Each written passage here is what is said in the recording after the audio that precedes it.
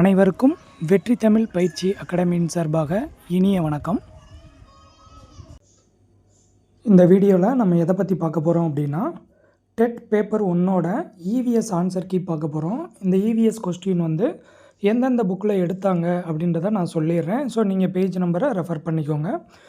நம்ம சேனலை முதல் முறையாக பார்க்குறவங்க மறக்காமல் சப்ஸ்கிரைப் பண்ணுங்கள், உங்களுடைய நண்பர்களுக்கும் ஷேர் பண்ணுங்கள், உங்களோட கருத்துக்களை கமெண்ட் பண்ணுங்கள். ஃபஸ்ட்டு கொஸ்டின் பாருங்கள், 121வது கொஸ்டின். உலகின் மிக பழமையான பல்கலைக்கழக அருங்காட்சியகம் எதுன்னு கேட்டிருக்காங்க. ஸோ இதுக்கான ஆன்சர் பார்த்தீங்க அப்படின்னா ஆப்ஷன் டெல்லி, அதாவது ஆஷ்மோலியன் கொடுத்துருக்காங்க பார்த்தீங்களா, ஆப்ஷன் டி. அடுத்ததுங்க 122வது கொஸ்டின். உலக வனவிலங்குகள் தினம் ஒவ்வொரு ஆண்டும் எந்த நாள் அனுசரிக்கப்படுகிறது அப்படின்னு கேட்டிருக்காங்க. ஸோ இதுக்கான ஆன்சர் பார்த்தீங்க அப்படின்னா ஆப்ஷன் டி, மார்ச் 3ஆம் தேதி. சரியாங்க. அப்போ உலக வனவிலங்கு தினம் என்று கொண்டாடப்படுகிறது அப்படின்னா மார்ச் 3 தாங்க. ஸோ இதுக்கான புக் ப்ரூஃப் எங்கே இருக்குது அப்படின்னு பார்த்தீங்க அப்படின்னா, நம்ம 8th சயின்ஸ் புக்கில் பேஜ் நம்பர் 280 பாருங்கள், ஒரு பாக்ஸ் போட்டிருப்பாங்க. சரியாங்க. ஸோ நம்ம முன்னாடியே எப்போவுமே எல்லா எக்ஸாமுக்கும் சொல்கிறது தாங்க, பாக்ஸில் இருக்கக்கூடிய விஷயங்களை கொஞ்சம் நல்லா படிச்சுக்கோங்க. ஸோ டூ யூ நோ அப்படின்னு சொல்லுவாங்க, அதாவது உங்களுக்கு தெரியுமா அப்படின்னு மென்ஷன் பண்ணியிருப்பாங்க. அதெல்லாம் மிக மிக முக்கியமானது. சரியாங்க. ஸோ இதை கொஞ்சம் நல்லா பார்த்துக்கோங்க. அடுத்ததுங்க 123வது கொஸ்டின் பாருங்கள். கீழே கொடுக்கப்பட்டுள்ள அமிலங்களில் எது எலுமிச்சை சாற்றில் உள்ளது? சரியாங்க. அப்போ அதாவது எலுமிச்சை சாறு இருக்குல்லங்க, அந்த எலுமிச்சை சாறில் என்ன அமிலம் இருக்குது அப்படின்னு சொல்லி கேட்டிருக்காங்க. இதுக்கான ஆன்சர் பாருங்கள், ஆப்ஷன் சி, சிட்ரிக் ஆசிட் தான். சரியாங்க. ஸோ அப்போ எலுமிச்சை பழம், அதாவது லெமன் ஜூஸில் என்ன ஆசிட் இருக்குதுன்னு கேட்டிருக்காங்க. சிட்ரிக் ஆசிட் தாங்க இருக்குது. ஸோ இது புக்கில் எங்கே இருக்குது அப்படின்னா 8th சயின்ஸ் புக்கில் பேஜ் நம்பர் 162. ஸோ இந்த 162ல் உங்களுக்கு ஒரு டயக்ராம் கொடுத்துருப்பாங்க. ஸோ அந்த டயக்ராமில் பார்த்தீங்க அப்படின்னா எலுமிச்சம்பழம் கொடுத்துருப்பாங்க. ஸோ அந்த எலுமிச்சம்பழத்தில் என்ன மென்ஷன் பண்ணியிருப்பாங்க? சிட்ரிக் ஆசிட் அப்படின்றத மென்ஷன் பண்ணியிருப்பாங்க. சரியாக பார்த்து வச்சுக்கோங்க. அடுத்தது 124வது கொஸ்டின் பாருங்கள். என்ன கேட்டிருக்காங்க? வடமேற்கு ரயில்வேயின் தலைமையிடம். சரியாங்க. 10th புக் வந்துட்டாங்க, அதாவது 10th ஜியாகிரஃபி வந்துட்டாங்க. ஸோ வடமேற்கு ரயில்வே, சரியாங்க, அதாவது நார்த் வெஸ்டர்ன் ரயில்வேயோட ஹெட் குவார்ட்டர்ஸ் என்னன்னு சொல்லி நம்ம கேட்டிருக்காங்க. ஸோ இதுக்கான ஆன்சர் ஆப்ஷன் சி, ஜெய்ப்பூர். சரியாங்க. இது நம்ம 10th ஜியாகிரஃபியில் 5th யூனிட்டில் இருக்குங்க, பேஜ் நம்பர் 203. சரியாங்க. 203வது பக்கம் இது கொடுத்துருப்பாங்க, கொஞ்சம் பார்த்து வச்சுக்கோங்க. அடுத்தது 125வது கொஸ்டின் பாருங்கள். இந்த கனிமத்தை உட்கொள்வதால் ஆஸ்டியோபோரோசிஸை தடுக்க முடியும். அதாவது நீங்கள் நல்லா தெரிஞ்சுக்கணும், ஆஸ்டியோபோரோசிஸ் அப்படின்னா என்னன்னு தெரிஞ்சுக்கணும். ஆஸ்டியோபோரோசிஸ் அப்படின்னா எலும்பு உடையும் தன்மையை தான் ஆஸ்டியோபோரோசிஸ். ஸோ உங்களுக்கு நல்லா தெரியும், எலும்புன்னு வந்துட்டாலே மேக்ஸிமம் ஆன்சர் என்னதாங்க? கால்சியம் தாங்க. சரியாங்க. ஸோ இது எங்கே இருக்குது அப்படின்னா 9th சயின்ஸ் புக்கில் கொடுத்துருப்பாங்க. சரியாங்க. அதாவது உடல் நலம் அப்படின்ற யூனிட் கொடுத்துருப்பாங்க. அந்த யூனிட்டில் பாருங்கள், உடல் நலமும் ஆரோக்கியம், அந்த யூனிட்டில் இந்த கொஸ்டின் கொடுத்துருப்பாங்க. சரியாங்க. இது எங்கே இருக்கும் அப்படின்னா நம்ம புக்குக்கு பின்னாடி மீள் பார்வை அப்படின்னு கொடுப்பாங்க பார்த்தீங்களாங்க, அதில் பாருங்கள் மென்ஷன் பண்ணியிருப்பாங்க. சரியாங்க. ஸோ அந்த மாதிரியான பகுதிக்கெல்லாம் போய் கொஸ்டின் எடுக்கிறாங்க. ஸோ நீங்கள் டெட்டுக்கு படிக்கிறவங்க எப்பயுமே என்ன பண்ணிக்கிறனோ, புக்கை அட்டை டு அட்டை நீங்கள் நல்லா படித்து வச்சுக்கிறணுங்க. சரியாங்க. அடுத்ததுங்க 126வது கொஸ்டின் பாருங்கள். கண்ணை ஈரமாகவும் தெளிவாகவும் வைக்கும் சவ்வு எதுன்னு கேட்குறாங்க. ஸோ இதுக்கான ஆன்சர் கன்ஜங்ஷன் அப்படின்னு சொல்லுவாங்க, அதாவது கன்ஜங்டிவா அப்படின்னு சொல்கிறோம். ஆப்ஷன் பால் தான் இதுக்கு ஆன்சர். அடுத்ததுங்க 127வது கொஸ்டின் பாருங்கள். பிரம்மதேய கிராமம். பிரம்மதேய கிராமம்னா என்னதுங்க? பிராமணர்களுக்கு வழங்கப்பட்ட நிலத்துக்கு பேர் தான் பிரம்மதேய கிராமம் அப்படின்னு சொல்கிறோம். ஸோ 7th ஃபஸ்ட்டு டேர்மில் இந்த பாடம் கொடுத்துருப்பாங்க. ஸோ இதில் பேஜ் நம்பர் 131 பாருங்கள் சொல்லியிருப்பாங்க. அதாவது காஞ்சிபுரம் மாவட்டத்தில் இருக்கக்கூடிய உத்திரமேரூர் பகுதியை பற்றி பேசியிருப்பாங்க. அந்த உத்திரமேரூர் தான் பிரம்மதேய கிராமம் அப்படின்னு அழைக்கப்படுதுங்க. ஸோ இந்த கொஸ்டினுக்கான ஆன்சர் என்ன அப்படின்னா ஆப்ஷன் ஏல இருக்கக்கூடிய உத்திரமேரூர் தான் இதுக்கான ஆன்சர். அடுத்ததுங்க 128வது கொஸ்டின் பாருங்கள். கடலில் மட்டுமே வாழ்பவை நீர்க்குழல் மண்டலம் கொண்டவை எது? பாருங்கள், கடலில் மட்டும்தான் வாழுது அப்படின்னு சொல்லியிருக்காங்க. ஸோ இது எந்த தொகுதி அப்படின்னு பார்த்தீங்கன்னா ஆப்ஷன் டெல்லியில் இருக்கக்கூடிய தொகுதி முத்தோலிகள். சரியாங்க, ஆப்ஷன் டி தான் இதுக்கான ஆன்சர். ஸோ இதை நீங்கள் எங்கே பார்க்கலாம் அப்படின்னா 9th சயின்ஸ் புக்கில் பேஜ் நம்பர் 207 பாருங்கள், அவங்க மென்ஷன் பண்ணியிருப்பாங்க. கடலில் மட்டுமே வாழ்பவை அப்படின்றத மென்ஷன் பண்ணியிருப்பாங்க. மீதி எல்லாமே வந்து கடல், நிலம், நீர் எல்லாத்துலேயும் வாழக்கூடியதாக இருக்கும். ஆனால் முத்தோலிகள் மட்டும்தான் கடலில் மட்டும் வாழக்கூடியது. சரியாங்க, அடுத்த கொஸ்டினுங்க. அடுத்தது 129வது கொஸ்டின் பாருங்கள். எந்த தாவரத்தோட மகரந்த துகள்கள் எளிதில் காற்றில் எடுத்து செல்லப்படுகிறது? சரியாங்க, அதாவது வந்து உங்களுக்கு நல்லா தெரியும், மகரந்த துகள்களை எடுத்து கொண்டு போனால் தான் அது வந்து என்னதுங்க இனப்பெருக்கம் மேற்கொண்டு அதிகமான விளைச்சலை கொடுக்குது. ஸோ அப்போ பாருங்கள், ஸோ எந்த தாவரத்தோட மகரந்த துகள் அப்படின்னா சோளம். ஆப்ஷன் டியில் இருக்கக்கூடிய சோளம் அப்படின்றது தான் இதுக்கான ஆன்சர். சரியாங்க, அடுத்ததுங்க 130வது கொஸ்டின் பாருங்கள். நேரடியாக திண்மம் வாயுவாக மாற்றடைதல். அதாவது வந்து திண்மம்னா அதாவது வந்து திடப்பொருள் நேரடியாக எப்படி வாயு நிலைக்கு போகுது அப்படின்னு பார்த்தீங்க அப்படின்னா அதை தான் நம்ம பதங்கமாதல் அப்படின்னு கூட சொல்லுவோம். ஸோ இது எல்லாருக்குமே ரொம்ப எளிமையான ஒரு வினாவாக இருந்திருக்கும். ஏன்னா திடப்பொருளானது திரவ நிலைக்கு மாறாமல் நேரடியாக வாயு நிலைக்கு மாறக்கூடிய நிகழ்வை தான் நம்ம என்னன்னு சொல்லி சொல்லுவோம், பதங்கமாதல் அப்படின்னு சொல்லி சொல்லுவோம். சரியாங்க, ஸோ இது எங்கே இருக்குது அப்படின்னா 7th செகண்ட் டேர்மில் பேஜ் நம்பர் 46 பாருங்கள். இதுவும் ஒரு பாக்ஸ் கொஸ்டின் தான். அதில் சொல்லியிருப்பாங்க ஆவியாதல்னா என்ன, ஆவி சுருங்குதல்னா என்ன, உருகுதல்னா என்ன, உறைதல்னா என்ன, பதங்கமாதல்னா என்ன, எல்லாமே மென்ஷன் பண்ணியிருப்பாங்க. நீங்கள் எல்லாத்தையுமே பார்த்து வச்சுக்கோங்க. அடுத்தடுத்த கேள்விகள் உங்களுக்கு கேட்கப்படலாம் அந்த பகுதியிலிருந்து. அடுத்ததுங்க 131வது கொஸ்டின் பாருங்கள். நைட்ரஜனை விட நீரில் 2 மடங்கு அதிகமாக கரையும் தன்மை உடைய வாயு எதுன்னு கேட்குறாங்க. அதாவது நீர் இருக்குது, அந்த நீரில் நைட்ரஜனை விட 2 மடங்கு அதிகமாக கரையும் தன்மை கொண்ட வாயு எது அப்படின்னு பார்த்தீங்கன்னா ஆப்ஷன் சியில் இருக்கக்கூடிய ஆக்சிஜன் தாங்க இதுக்கான ஆன்சர். ஸோ இதுவும் பார்த்தீங்கன்னா ஒரு பாக்ஸ் கொஸ்டின் தான். எங்கே இருக்கும் அப்படின்னா 8th சயின்ஸ் புக்கில் பேஜ் நம்பர் 119 பாருங்கள். உங்களுக்கு பாக்ஸ், அந்த பாக்ஸில் ஃபஸ்ட்டு 3 லைனை என்ன பண்ணியிருக்காங்க உங்களுக்கு வினாவாக கொடுத்துருக்காங்க. சரியாங்க, ஸோ பாக்ஸ் கொஸ்டின் எவ்வளோ இம்பார்ட்டன்ட் அப்படின்றத நீங்கள் கண்டிப்பான முறையில் இப்போ தெரிஞ்சுக்கிடுவீங்க. சரியாங்க, அடுத்ததுங்க 132வது கொஸ்டின் பாருங்கள். கூற்று: நீர் பாதுகாப்பு மனிதனின் தற்போதைய மற்றும் எதிர்கால தேவைகளை சந்திப்பதற்கும் நீர்க்கோளத்தை பாதுகாப்பதையும் உள்ளடக்கி உள்ளது. ஸோ இது ஃபஸ்ட்டு கூற்று. கண்டிப்பாங்க, நீர் பாதுகாப்பு அப்படின்றது நம்மளுடைய தற்போதைய தேவையையும் பூர்த்தி பண்ணணும், அட் த சேம் டைம் நம்மளுடைய ஃப்யூச்சர் லைஃபுக்கு என்ன பண்ணணும், நம்மளுடைய தேவைகளை அது பூர்த்தி பண்ணணும், அட் த சேம் டைம் நீர்க்கோளத்தையும் பாதுகாக்கணும். சரியாங்க, அடுத்தது பாருங்கள் ஸ்டேட்மெண்ட். செகண்ட் ஸ்டேட்மெண்ட் என்ன சொல்லியிருக்காங்க, நீர் பாதுகாப்பு வழிமுறைகள் நீர் மாசுபடுதலை குறைக்கும். கண்டிப்பாங்க, நீர் பாதுகாப்பு அப்படின்றது நீர் மாசுபடுதலை குறைக்கும், அதில் எந்த மாற்று கருத்தும் கிடையாது. ஆனால் தவிர ஆற்றல் சேமிப்பை அதிகப்படுத்தாது அப்படின்னு சொல்லியிருக்காங்க. பார்த்தீங்களாங்க, அந்த கூற்று தாங்க, அந்த இடம் தாங்க தப்பு. இது ஆற்றல் சேமிப்பை என்ன பண்ணும், கண்டிப்பான முறையில் அதிகப்படுத்தும். சரியாங்க, ஸோ இதெல்லாம் பாருங்கள் எந்த பக்கம் இருக்குன்னு சொல்கிறேன் பாருங்களேன். 9th சயின்ஸ் புக்கில் பேஜ் நம்பர் 306ங்க. ஸோ நீங்கள் போய் புக்கை எடுத்து பாருங்களேன். அதாவது வந்து என்னதுங்க, இதெல்லாம் ஒரு கொஸ்டினாக ஃப்ரேம் பண்ண முடியுமா அப்படின்றதெல்லாம் நீங்கள் ரொம்ப வியப்பாக பார்ப்பீங்க.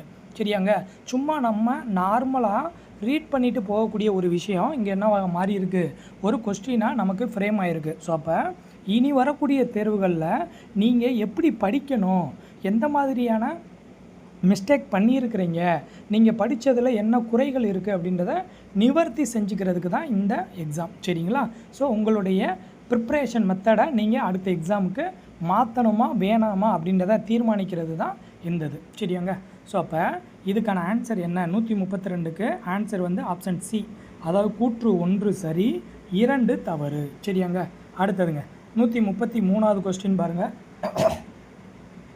இங்கேயும் ஒரு கூற்று சொல்கிறாங்க, புதுப்பிக்க இயலாத வளங்கள். சரியாங்க, அதாவது நான் ரினியூவபிள் எனர்ஜி அப்படின்னு சொல்லுவாங்க. ஸோ புதுப்பிக்க இயலாத வளங்கள் அப்படின்றது வந்து நமக்கு நல்லா தெரியும். நிலக்கரி, அதாவது புதைப்படிவ எரிபொருட்கள் அப்படின்னு சொல்லுவோம். அதாவது நிலக்கரி, பெட்ரோலு, அதுக்கப்புறம் டீசல், இயற்கை எரிவாயு, இதெல்லாம் பார்த்திங்க அப்படின்னா புதுப்பிக்க இயலாத வளம் தான். காரணம் என்ன, இந்த புதுப்பிக்க இயலாத வளத்தை இன்றைக்கி நீங்கள் பயன்படுத்துவீங்க, அதிகமாக பயன்படுத்துவீங்க. ஆனால் இது திரும்ப மீட்டுருவாக்கம் பண்ண முடியும் அப்படின்னா முடியாதுங்க. சரியாங்க. இது திரும்ப மறுபடியும் உருவாகுறதுக்கு பல்லாயிரக்கணக்கான ஆண்டுகள் ஆகும். ஸோ அதனால தான் மீண்டும் மீண்டும் உற்பத்தி செய்ய முடியாது அப்படின்றது இது மிகச்சரியான காரணம். சரியாங்க. ஸோ இதுக்கான ஆன்சர் வந்து ஆப்ஷன் ஏ, கூற்றும் சரி காரணமும் சரி. அடுத்ததுங்க 134வது கொஸ்டின் பாருங்கள். இங்கேயும் நமக்கு வந்து என்னதுங்க 2 ஸ்டேட்மெண்ட் கொடுத்துருக்காங்க. இந்த ஸ்டேட்மெண்ட் வந்து நம்ம 10th சயின்ஸ் புக்கில் இருக்குங்க. அதாவது கூற்று 1 பாருங்கள். மாட்டுச்சாணம் மற்றும் பிற உயிரி கழிவுகள் கோப்பர் வாயு உலைகளில் பயன்படுகின்றன. சரியாங்க. அதாவது கோப்பர் கேஸ் அப்படின்னு சொல்லி சொல்லுவோம். சரியாங்க. ஸோ இந்த மாட்டுச்சாணத்தை கோப்பர் அப்படின்னு சொல்லி சொல்லுவாங்க ஹிந்தியில். சரிங்களா. ஸோ கண்டிப்பான முறையில் மாட்டுச்சாணமும் பிற உயிரி கழிவுகளும் என்னதாங்க கோப்பர் வாயு உலையில் கண்டிப்பான முறையில் பயன்படுதுங்க. அடுத்ததுங்க, உயிரி வாயு உற்பத்தி செய்வதோடு மட்டுமல்லாமல் அதனை வயல்களில் உரமாகவும் என்ன பண்ணலாம், கண்டிப்பாக நம்ம உரமாக பயன்படுத்தலாம். சரியாங்க. ஸோ இந்த 2 ஸ்டேட்மெண்ட்டுமே நமக்கு பேஜ் நம்பர் 320, அதாவது 10th சயின்ஸ் புக்கில் பேஜ் நம்பர் 320 இருக்குது. நீங்கள் எடுத்து பார்த்துக்கோங்க. ஸோ 134வது கொஸ்டினுக்கு ஆன்சர் ஏ. அடுத்ததுங்க 135, ரொம்ப ரொம்ப முக்கியமான கொஸ்டினுங்க. இந்தியாவின் டெட்ராய்டு இல்லாட்டி ஆசியாவின் டெட்ராய்டு அப்படின்னு கேட்டாலே சென்னை மாநகரம் தாங்க. சரியாங்க. ஸோ இதுக்கான ஆன்சர் வந்து ஆப்ஷன் பால். ஏன்னா இதை நான் மென்ஷன் பண்ணலாம் அப்படின்னா 10th புக்லேயும் இருக்குது, 8th புக்லேயும் இருக்குது. நீங்கள் எடுத்து பார்த்துக்கலாம். சரியாங்க. ஸோ நீங்கள் 10th பார்த்தீங்க அப்படின்னா தமிழ்நாட்டின் பொருளாதார அமைப்புகள் அப்படின்னு சொல்லி ஒரு பாடம் இருக்கும் பொருளாதாரத்தில். அதில் போய் நீங்கள் என்ன பண்ணலாம், இதை நீங்கள் பார்க்கலாம். சரியாங்க. அடுத்ததுங்க 136 பாருங்கள். ஒரு பொறுத்துக வடிவில் கொடுத்துருக்காங்க. ரொம்ப எளிமையானதுங்க. கொடுமணல் எங்கே இருக்குது, இதெல்லாம் பார்த்தீங்க அப்படின்னா தொல்பொருள் ஆராய்ச்சி நடைபெற்ற இடங்கள். சரியாங்க. பாருங்கள், அகழாய்வு மேற்கொண்ட இடங்கள் எல்லாமே. அப்போ கொடுமணல், அப்போ ரோட்டில் தான் மணல் கிடக்கு அப்படின்னு நான் ஸ்டூடெண்ட்டுக்கு நிறையா ஷார்ட்கட்டாக சொல்லியிருக்கேன். சரியாங்க. அப்போ ரோட்டில் மணல் கிடக்கு அப்படின்னா ஈரோடில் தான் கொடுமணல். அடுத்து கீழடி. கீழடி வந்து மதுரைன்னு கொடுத்துருக்காங்க. ஆக்சுவலாக சிவகங்கைன்னு கொடுத்துருக்கணும், மதுரைன்னு கொடுத்துருக்காங்க. ஓகே, பரவாயில்ல. அடுத்தது பட்டணம். பட்டணம் அப்படின்றது வந்து என்னதுங்க, அது வந்து கேரளாவில் இருக்கக்கூடிய இடம் தாங்க பட்டணம். அடுத்தது ஆதிச்சநல்லூர். ஆதிச்சநல்லூர் அப்படின்றது வந்து திருநெல்வேலியில் இருக்கிறது. ஸோ ஆதியை வந்து திரு அப்படின்னு போட்டு தான் நம்ம கூப்பிடணும் அப்படின்னு கூட நான் ஸ்டூடெண்ட்டுக்கு ஷார்ட்கட்டோடு சொல்லியிருக்கேன். அப்போ திருநெல்வேலியில் இருக்கக்கூடியது தான் ஆதிச்சநல்லூர். சரியாங்க. ஸோ இதுக்கான ஆன்சர் வந்து எது கரெக்டாக இருக்குது அப்படின்னா ஆப்ஷன் பால் தான் இதுக்கு கரெக்டாக இருக்குது. சரியாங்க. ஓகேவா. ஸோ கொஞ்சம் இதெல்லாம் நீங்கள் பார்த்து வச்சுக்கிறணும். அடுத்ததுங்க, வெள்ளொளி கதிர்கள். அதாவது 137வது வினா பாருங்கள். வெள்ளொளி கதிரின் டேஷ் மூலம் வானவில் தோன்றுகிறது. ஸோ தோன்றுகிறது வரணும், தோன்றுகிறதுன்னு கொடுத்துருக்காங்க. ஸோ சின்ன சின்ன மிஸ்டேக் இருக்க தான் செய்யுது. ஸோ அதனால் ஒன்றும் பெரிய பிரச்சனையெல்லாம் நமக்கு இல்லை. ஸோ இதுக்கானது வந்து என்ன அப்படின்னா நிறப்பிரிகை. அதாவது ஒன்றும் இல்லைங்க, அதாவது ஒரு முப்பட்டகம் இருக்குது. அந்த முப்பட்டத்தின் வழியாக வெள்ளொலியை நம்ம அனுப்புகிறோம். வெள்ளொலியை அனுப்பி அதோட ஆப்போசிட் சைடு நம்ம பார்க்கும்போது அது எப்படி ரிஃப்ளெக்ட் ஆகிருக்கும் அப்படின்னு பார்த்தீங்கன்னா, அதாவது ஆப்போசிட் சைடு எப்படி வரும் அப்படின்னா வானவில் மாதிரி தான் நமக்கு தோன்றும். ஸோ இந்த நிகழ்வை தான் நம்ம என்னன்னு சொல்லி சொல்கிறோம், நிறப்பிரிகை அப்படின்னு சொல்லி சொல்கிறோம். சரியாங்க. ஸோ இதை பாருங்கள். அப்போ 137க்கு ஆன்சர் வந்து பால். இது எங்கே இருக்குது அப்படின்னு சொல்லி பார்த்தீங்க அப்படின்னா 7th 3rd டேர்மில் பேஜ் நம்பர் 20ல் இருக்குது. சரியாங்க. 7th 3rd term page number 20ல் இது வந்து இருக்குங்க. கொஞ்சம் நல்லா பார்த்து வச்சுக்கோங்க. அடுத்ததுங்க 138வது கொஸ்டினை பாருங்கள். 138ல் 2 ஸ்டேட்மெண்ட் வந்து கொடுத்துருக்காங்க. சரியாங்க. என்ன கொடுத்துருக்காங்கன்னு பாருங்கள். ஃபஸ்ட்டு ஸ்டேட்மெண்ட், மலைகள் 2ஆம் நிலை நிலத்தோற்றங்கள் ஆகும். ஆக்சுவலாக இது வந்து ஒரு புக் பேக்குங்க. சரியாங்க. ஸோ இதை நீங்கள் 6th ஃபஸ்ட்டு டேர்மில் ஜியாகிரஃபியில் போய் பாருங்கள், பேஜ் நம்பர் 178. சரியாங்க. அதாவது புக் பேக்லேயும் இருக்குங்க. ஸோ 178ல் அந்த லைன் இருக்குது. அதனால் நான் அதை வந்து நான் மென்ஷன் பண்ணியிருக்கேன். ஸோ மலைகள் 2ஆம் நிலை நிலத்தோற்றங்கள் தாங்க, அது கரெக்டு தான். அடுத்தது கூற்று 2ல் பாருங்கள். மரியானா அகழியோட ஆழம் எவரெஸ்ட் உயரத்தை விட அதிகம். கண்டிப்பான முறையிலங்க. இது பார்த்தீங்க அப்படின்னா 182வது பக்கத்தில் உங்களுக்கு வந்து பாக்ஸ் கொஸ்டினில் இது வந்து கொடுத்துருப்பாங்க. பாக்ஸில் இடம்பெற்றிருக்கோம், கொஞ்சம் பார்த்து வச்சுக்கோங்க. ஸோ அப்போ 138வது கேள்விக்கு ஆன்சர் வந்து 2மே சரி, ஆப்ஷன் ஏ. சரியாங்க. அடுத்ததுங்க 139வது கேள்வி பாருங்கள். விமானங்களோட வேகத்தை அளவிட பயன்படக்கூடிய அலகு எது? இது நம்ம 8th science 7th first term சயின்ஸில் பேஜ் நம்பர் 16ல் இருக்குங்க. சரியாங்க. சயின்ஸ் புக்கில் பாருங்கள். ஸோ விமானத்தோட இதுவும் பார்த்தீங்க அப்படின்னா ஒரு பாக்ஸ் கொஸ்டின் தான். ஸோ இதுக்கான ஆன்சர் வந்து ஆப்ஷன் டெல்லி, அதாவது ஆப்ஷன் டியில் இருக்கக்கூடிய நாட் அப்படின்றது தான் இதுக்கான ஆன்சர். அடுத்ததுங்க 140வது வினா பாருங்கள். இந்திய விண்வெளி ஆராய்ச்சி நிறுவனத்தின் தலைமையிடம் நமக்கு நல்லா தெரியுங்க இஸ்ரோ. ஸோ இஸ்ரோவோட தலைநகரம் வந்து பெங்களூர் தாங்க. ஆப்ஷன் டெல்லி. அடுத்ததுங்க 141 பாருங்கள்.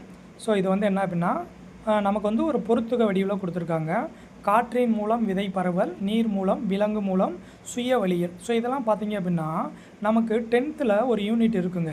சரியாங்க. அதாவது வந்து மகரந்த சேர்க்கையில் காற்று வழி மகரந்த சேர்க்கை, நீர் வழி மகரந்த சேர்க்கை, அதுக்கப்புறம் விலங்குகள் வழி.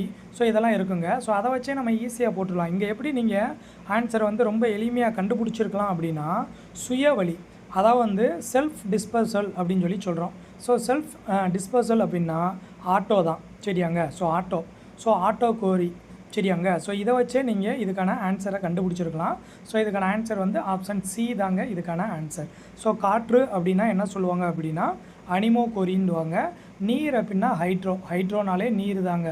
ஸோ ஹைட்ரோ கோரி அப்படின்றது நீர் மூலம் விதை பரவக்கூடியது. விலங்குகள் அப்படின்னா வந்து அனிமோ ஜூ. சரியாங்க. அப்போ ஜூ இதை வச்சு நீங்கள் என்ன பண்ணிக்கிறக்கலாம், நீங்கள் அனிமல்ஸ்னாலே எங்கே தாங்க இருக்கும், ஜூவில் தானங்க இருக்கும். ஸோ இதை வச்சும் நீங்கள் ஈஸியாக கண்டுபிடிக்கலாங்க.